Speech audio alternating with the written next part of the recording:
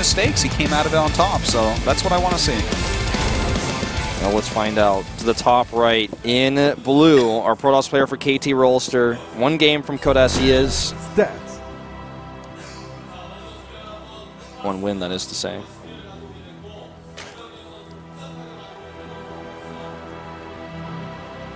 To the bottom left, in red, for generic Green Wings, this player is 7. Although much more tame in person.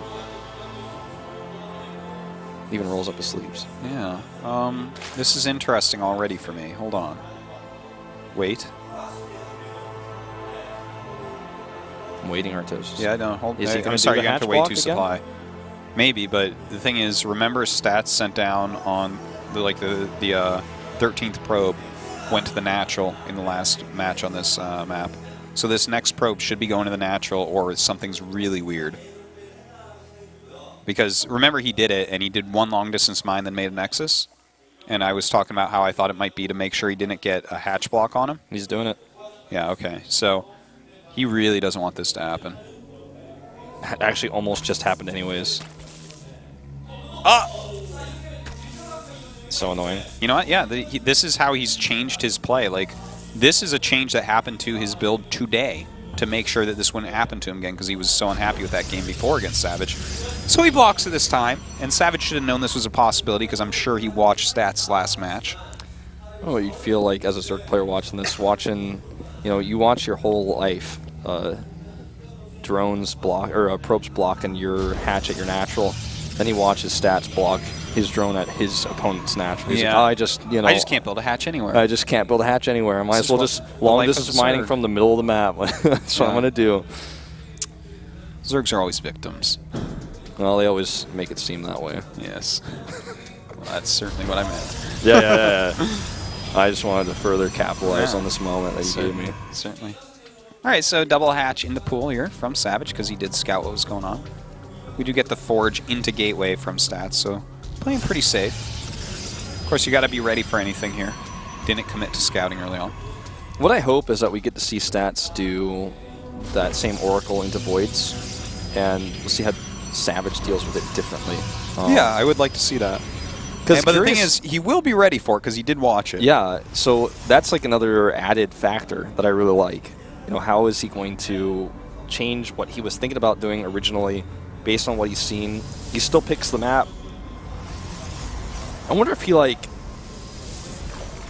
wonder what he thought about the probe. I wonder if he noticed that in the game against Curious, if he was looking that closely and then is thinking like, well, he surely won't do that twice, especially after it cost him the mining time in the previous set. Well, I wonder about that.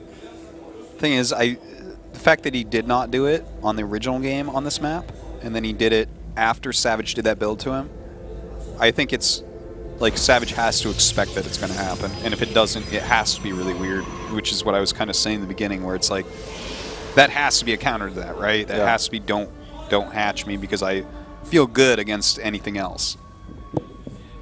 Yeah. Well, let's see. I mean, watchtowers are taken in the middle of the map here for Savage. We're going to have this little lull in this game as Stats makes a choice. So, great place to build a Stargate right next to that pylon. See if he decides to do that. Of course, this game we do have much earlier gases for Savage. Last time he got 4 at once at 7 minutes. Here you got it at like 4:30, a couple of them.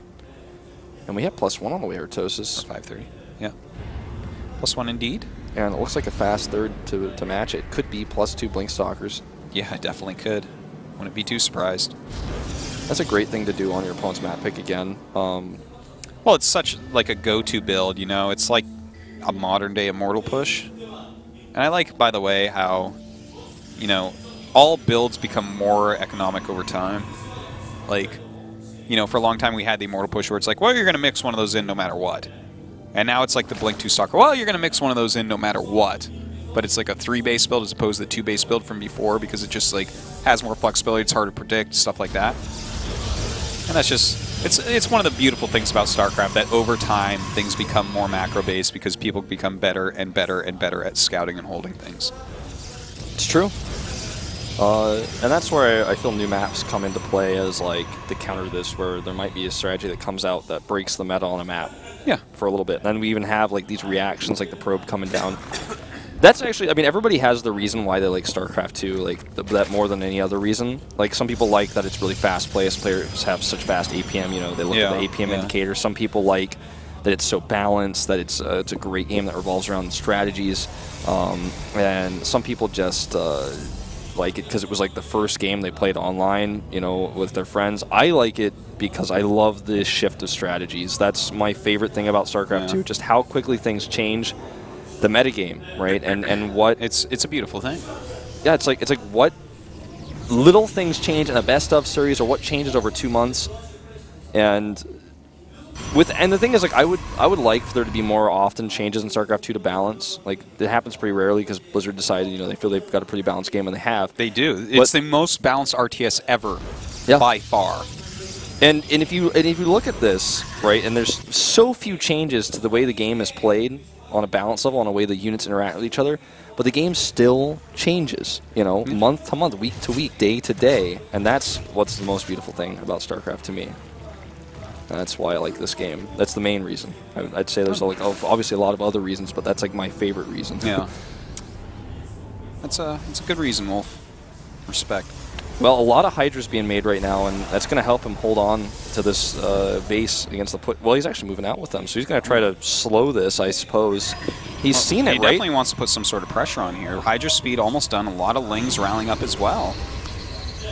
Blink is not done to ways away and kill that Zealot. Yeah. Small little catch there. And well, look, he's oh, wow. Once again with this really great move, and stats falling to this twice already on this map. Very nicely done here by Savage. Going to run a ton of Lings into that main base and go after these probes. They, excuse me, do get pulled off. Yeah. Well, I mean, he's not going to get a ton of damage done to the probes, but it's a lot of mining time lost. It's such a nice move, though. You know, you can actually look at this a lot like Star Station, when someone takes the third and Zerg pokes wherever the army isn't to pull the army into the open territory. That's what he's been trying to do here. With more Lings running up. Oh, you didn't expect that, did you, Stats? A lot of Lings surrounding all of these sentries. No more force field to use them all earlier. Every single sentry will die. And that's just too much of an advantage. That's too much of an advantage for sure. To kill every sentry right there, that's gigantic. He's got a That's too much gas. You can't get all those back. Yeah, and he even goops the blink. Well, actually, that didn't matter that much, I don't think, because I don't think he's even going to really attack here. There's no way to do it. Without sentries, this is not going to work. He has to transition to something else. A timing attack without sentries is like a plane without wings, Artosis. You have to go awfully fast to make it work. Oh, wow. You, like, took that to the next level. Yeah, I know everything about planes. I'm on them all the time. You certainly are. Because I ride them, I know everything about them. Artosis could build a plane. Probably. The inside of a plane, at least. I'd tell you, people more leg room, too. I was about to say, Artosis could tell you exactly how to give people more leg room. Yeah, take out more seats. Just have more plane flights. We solved it. There we go. I'm sure United is listening, is going to fix their terrible service right away.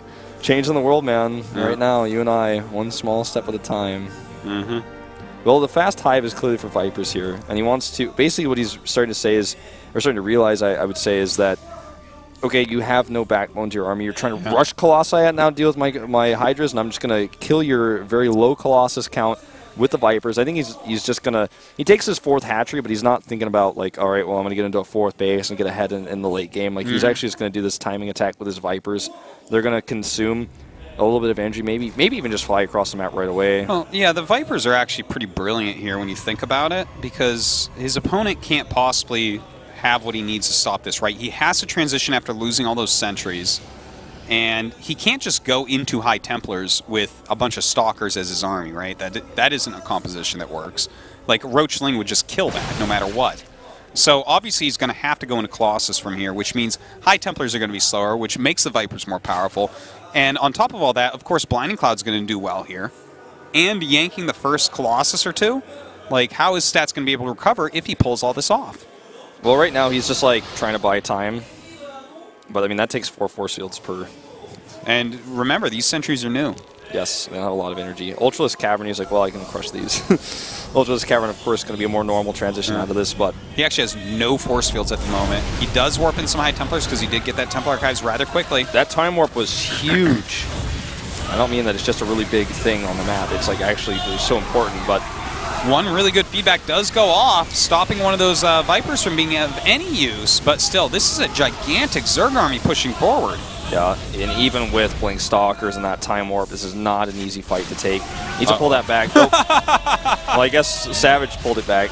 That was like the sickest alley-oop grab right there. The guy was dead before he landed. You know what's cool about this is Stats has his robotics split. So one Colossus pops out from the left, the other one comes out on the right. You know That's what? kind of cool. I didn't notice that till you just said it, but that is actually pretty awesome because, you know, you get Colossus stuck on one side a lot of times in situations like this where your back is up against the wall. But now he gets a Colossus with his army, and I tell you what, if that Colossus was on the other side, it wouldn't be joined up. These units would be more aggressive right now because he would be able to pick it off a lot easier. And now he's going to have another one come out in the main base, so he's got this little edge he can use. I think this is definitely intentional. We see this a lot, players putting the robotics on 2 different bases. Never really thought about why. But a bad rally here actually might just cost him the, oops. He's going to lose that, and Well, he does make the army back up and gets to kill the other piece pretty cheaply, which is kind of nice, but losing that Colossus is always rough, of course. The thing is, it's just better trades over and over again for Savage, and he's got a bank building up to go into Ultraless. Indeed, he does. He's also still up by 70+ supply. He's killing probes off in the natural, absolutely not something you want to have happening at the moment. Yeah, it looks like we're going to go to a game 3. It certainly does. There's no way for Noel. No, so he's not even microing at this point. GG! All right. Going down to the final game of the day to see who our second player in Code S will be. Savage? You think it'll be Savage? Or you think it's going to be Stats? Stats, actually. Stats? I think he's playing the better games What overall. map do you think he'll go for? Is he going to go for Frost, Ultrazine? What do you think?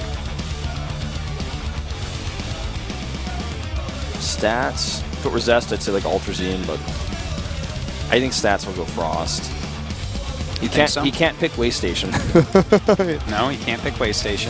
I think he's going to go. He did well on a Habitation, even though he ended up losing that one, right? That's true, actually. But he went for like his normal Sky Toss on that. Maybe that'll work out. I think he's still going to pick Frost.